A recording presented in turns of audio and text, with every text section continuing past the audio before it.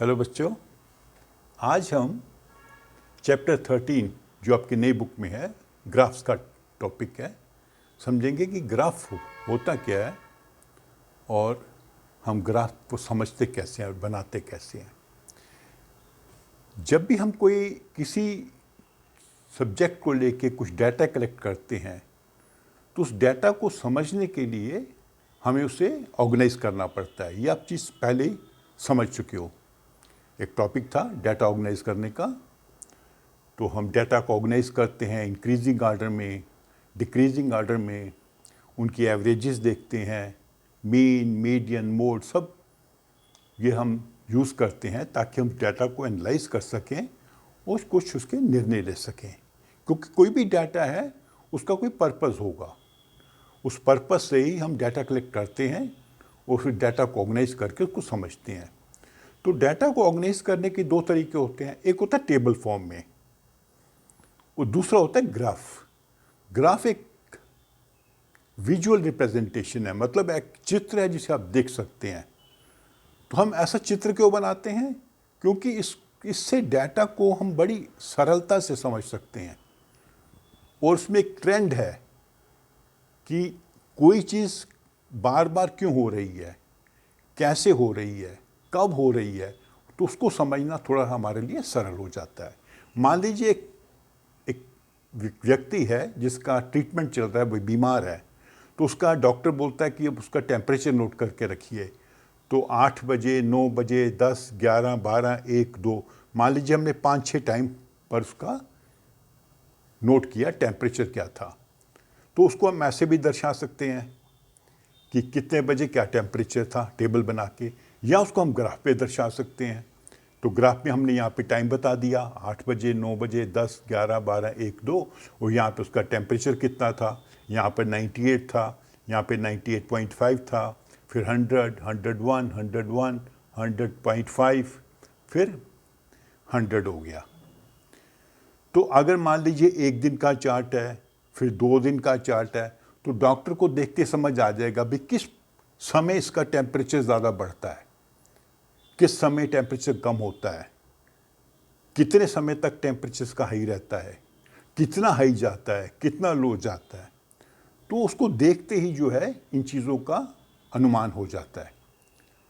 तो ऐसे आप किसी भी सब्जेक्ट को, जब भी हम ग्राफ बनाएंगे, इसे लाइन ग्राफ कहते हैं।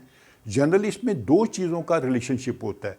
जैसे इसमें टाइम और टेम्परेचर का रिलेशनशिप है, ठीक है।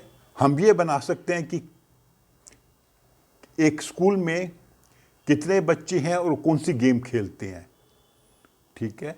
ये गाड़ी चल रही है, वो 1 घंटे में कितना सफ़र करती है।